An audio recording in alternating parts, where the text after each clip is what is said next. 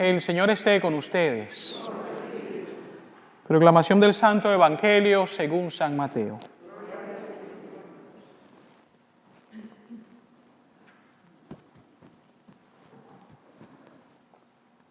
En aquel tiempo Jesús dijo a sus discípulos: no crean que he venido a abolir la ley o los profetas.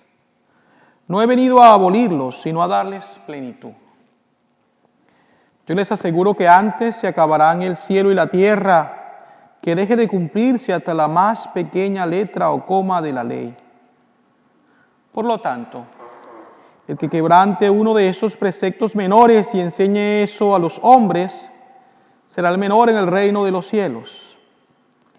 Pero el que los cumpla y los enseñe, será grande en el reino de los cielos. Palabra del Señor.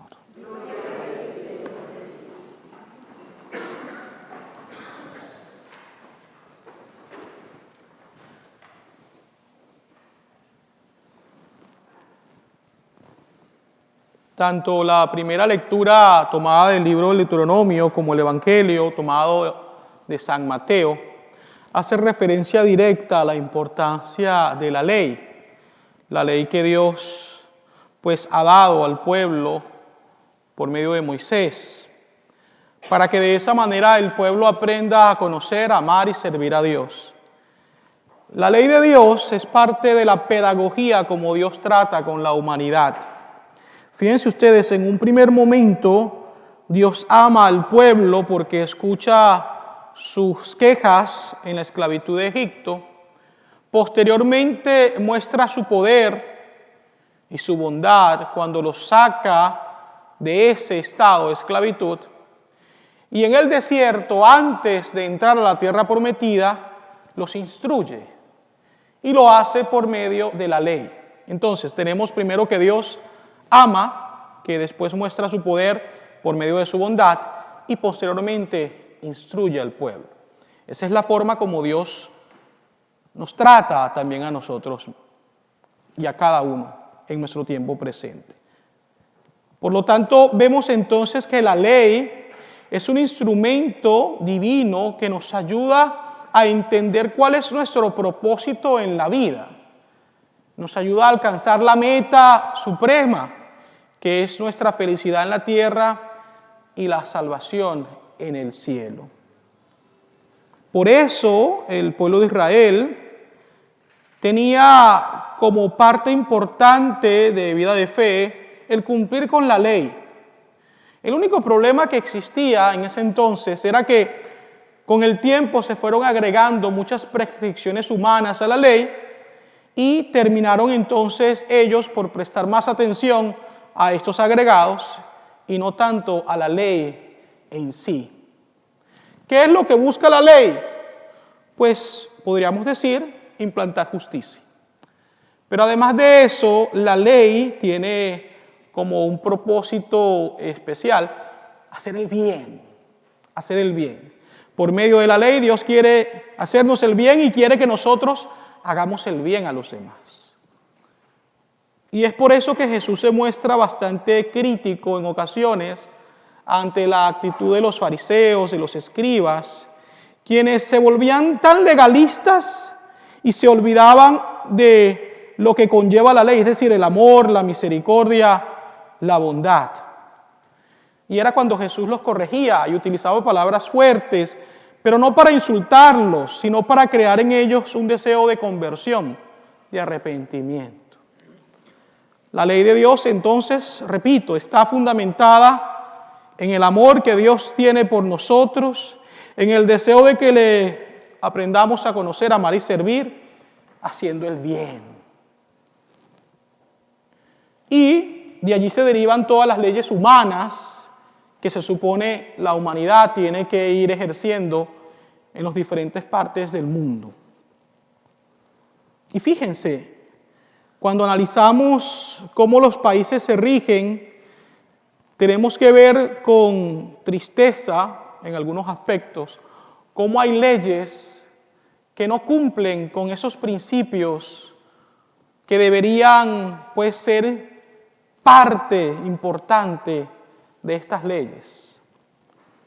Para nadie es un secreto que hay países en los cuales se aprueban leyes dejándose llevar por un interés personal, un beneficio propio, pero que realmente se aleja del bien común para todos.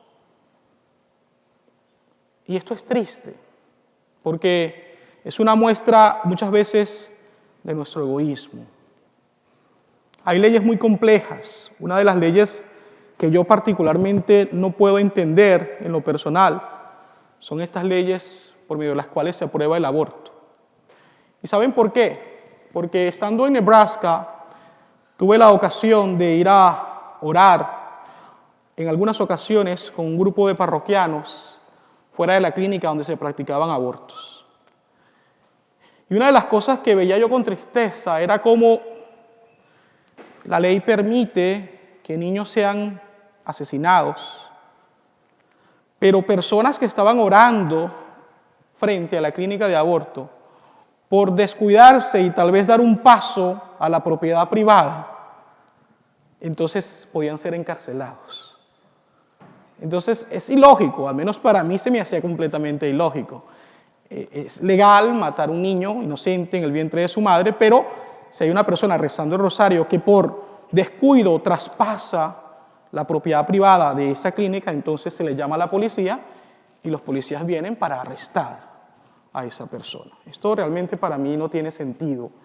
Y no solamente creo que para mí, yo creo que para muchas personas. Un sacerdote que yo tuve el privilegio de conocer, el padre Norman Wesley, fue preso muchas veces. Y fíjense, él no hizo noticia en la televisión, en los noticieros. Poco se habló de él.